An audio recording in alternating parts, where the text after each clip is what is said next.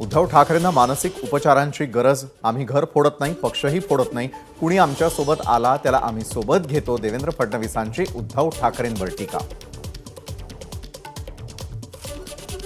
मोदींनी पवारांना ऑफर नाही सल्ला दिला. जेव्हा त्यांचा पक्ष कमजोर होतो तेव्हा ते काँग्रेसमध्ये विलीन होतात.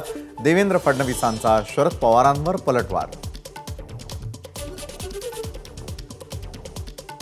मी आणि ठाकरे भाजपच्या आसपासही फिरकणार नाही. मोदींच्या ऑफरवर शरद पवारांचं उत्तर. इंग्रजांना हाकलवलं तर मोदी काय चीज आहे. शरद पवारांचा मोदींवर हल्लाबोल.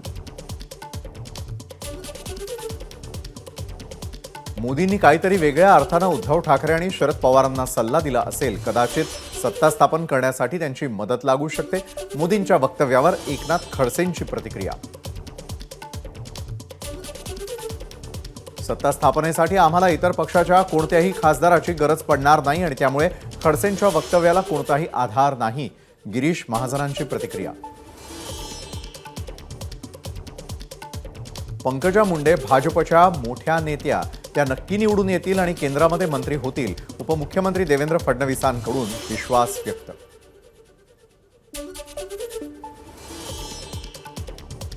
मोदींच्या मंत्रिमंडळात पंकजा मुंडेंच्या समावेशासाठी मी स्वतः प्रयत्न करणार. अजित पवारांची ग्वाही.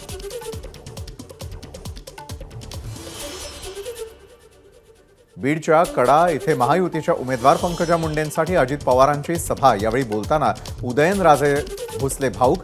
माझ्या बहिणीला निवडून द्या. उदयनराजेंचं मतदारांना आवाहन. स्वतःच्या मुलीला ग्रामपंचायतीला निवडून आणू शकला नाही तो खासदार कसा होऊ शकतो. बीडच्या सभेतून अजित पवारांची महाविकास आघाडीचे उमेदवार बजरंग सोनवणेंवर टीका. संविधान बदलणार म्हणणाऱ्या काँग्रेसनं कधी संविधान दिन साजरा केला का. बीडच्या सभेतून अजित पवारांचा काँग्रेसवर निशाणा. तर बाबासाहेब हयात असताना काँग्रेसनं त्यांना निवडणुकीत पाडलं. अजित पवारांचा आरोप.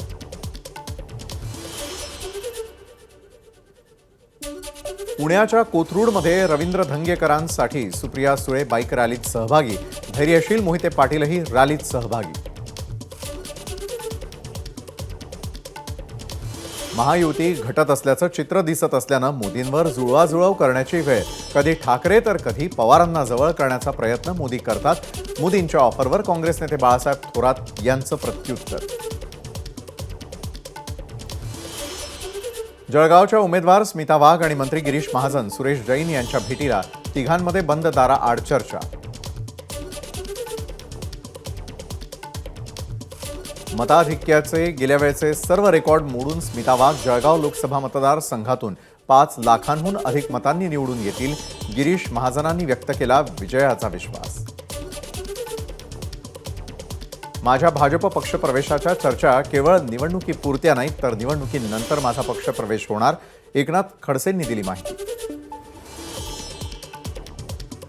दिल्लीवरती राज्य करण्याची संधी पवार साहेबांमुळे आम्हाला मिळाली होती. मात्र तानाजी मालुसरे बनवून साथ देण्याऐवजी सूर्याजी पिसाळ बनवून कुणीतरी पाय खेचण्याचं काम केलं. रोहित पाटील यांचं नाव न घेता अजित पवारांना टोला. नाशिकचे अपक्ष उमेदवार शांतिगिरी महाराजांकडून जाहीरनामा प्रसिद्ध. मतदारसंघात शेतकरी विकास केंद्र उभारणार तर IT पार्कचा पाठपुरावा. स्टार्टअपसाठी प्रयत्न करू. जाहीरनाम्यात उल्लेख. तुमच्यासोबत मतदारसंघ विकासाची खुली चर्चा करायला कधीही तयार. महायुतीचे उमेदवार मिहिर कोटेचा यांचं ठाकरे गटाचे उमेदवार संजय दीना पाटलांना खुलं आव्हान. ठाकरे गटाचे आमदार भास्कर जाधव यांनी भाजपचे ज्येष्ठ नेते मधुकर पिचड यांची सदिच्छा भेट घेतली. शिर्डीच्या राजूर इथे प्रचाराची सांगता झाल्यानंतर घेतली भेट. आमदार नितीन देशमुखांचीही उपस्थिती. सुरेश जैन यांचा भाजपला पाठिंबा. मात्र प्रचारापासून दूर राहणार. स्मिता वाघ यांना मतदान करण्याचं समर्थकांना आवाहन. शिर्डी लोकसभा मतदारसंघाच्या वंचितच्या उमेदवार उत्कर्षा रुपवतेंनी व्यक्त केला विजयाचा विश्वास. तिकीट न मिळाल्यानं काँग्रेस पक्ष सोडला. मात्र विचारधारा सोडली नसल्याचंही वक्तव्य. बीडचे वंचितचे उमेदवार अशोक हिंगे यांनी बॉन्डद्वारे दिली मराठा, धनगर आणि मुस्लिम समाजाबाबतच्या आरक्षणाची हमी. मनोज जरांगे पाटील यांनाही सादर केलं जाणार शपथपत्र. ठाणे लोकसभेचे उमेदवार नरेश म्हस्केंसाठी वाशी येथे भाजप पदाधिकारी नगरसेवकांची बैठक. नरेश म्हस्केंसह आमदार गणेश नाईक यांची बैठकीला उपस्थिती. 13 मे रोजी चौथ्या टप्प्यातील मतदान. पुण्यामध्ये मतदान केलेली शाही दाखवल्यावर अर्ध्या किमतीत आईस्क्रीम मिळणार. मतदानाची टक्केवारी वाढावी यासाठी शिरीष ट्रेडर्सचा निर्णय. नंदुरबारमध्ये प्रचार सभा संपल्यानंतर प्रियंका गांधींनी अचानक लोकांमध्ये जात त्यांचं अभिवादन स्वीकारलं.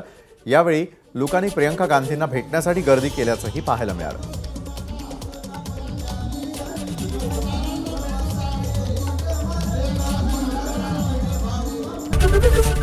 एबीपी माझा, उघडा डोळे बघा नीट.